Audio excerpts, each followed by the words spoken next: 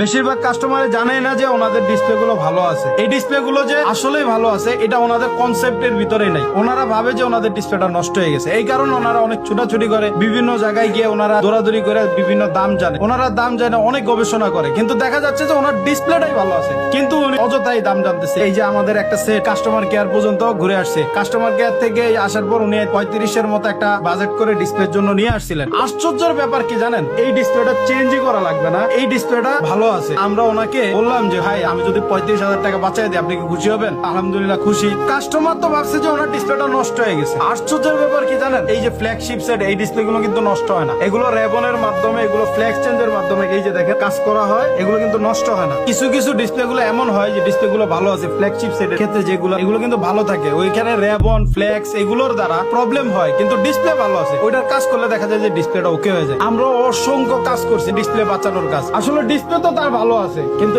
এই রেবনটা তার নষ্ট হয়ে যায়। এই রেবনটা যখন এই যে মেশিনের মাধ্যমে এই কাজটা করা হয় তখন দেখা যায় যে ওনার ডিসপ্লেটা চলে আসে। তো এইভাবে যে আমরা কত অসংখ্য অগণিত কাজ করছি যেটা আমি আপনাদেরকে এমনি বলে বুঝাইতে পারবো না। ডিসপ্লে বাঁচানোই আমাদের বেশিরভাগ টার্গেট থাকে, কারণ এক একটা ডিসপ্লের অনেক দাম। এটার পিছনে যদি আমি মেহনত করে এই জিনিসটারে যদি আমি একটু কলার জায়গায় রেখে, কলা গাছ না কাটা যদি কলা খাওয়া যায় তাহলে ওইটা ভালো না? তো ওনার অরিজিনাল জিনিসটা রেখে যদি আমি 2 টাকা খায়া ওনাকে যদি উপকৃত করতে পারি তো এটা ভালো। সবচেয়ে বড় মেইন পার্ট এখন বর্তমানে হলো ডিসপ্লের দামটাই বেশি থাকে। অনেক মানুষ ভয়ের ভিতর আছে যে আমার ডিসপ্লেটা কি আদৌ কি ভালো আছে কিনা, তো ওনারা এরকম বাসায় ফালায় রাখছে। আমি এরকম বহুত দেখছি যে ওনার বাসায় ফালায় রাখছে, ওনার বাসা থেকে নিয়ে আসছে, যখন নিয়ে আসছে উনি জানেই না যে ওনার ডিসপ্লেটা ভালো আছে, গ্রিন স্ক্রিন হয়ে গেছে, ডিসপ্লে সাদা হয়ে গেছে, বিভিন্ন ধরনের প্রবলেম চলে আসছে, মনে হয় যে বা কিন্তু ব্যাপার হলো ডিসপ্লেটা ভালো আছে, অন্য কোনো জায়গায় প্রবলেম। অ্যাডভোকেট সাহেব ওনার মাথায় ওনার ডিসপ্লেটা নষ্ট হয়ে গেছে, তো এই কারণে উনি এরকম দাম জিজ্ঞাসা করেছে, এক একজন এক একটা বলছে। তো আমার কাছে কম পাইয়া উনি আমার কাছে লাগানোর জন্য 34,000 টাকা দিয়ে লাগানোর জন্য তৈরি হয়ে গেছে। আমি যখন ওনার সেটটা হাতে নিছি, হাতে নিয়ে যখন কাজ করা শুরু করছি তখন আমি পুরো আশ্চর্য।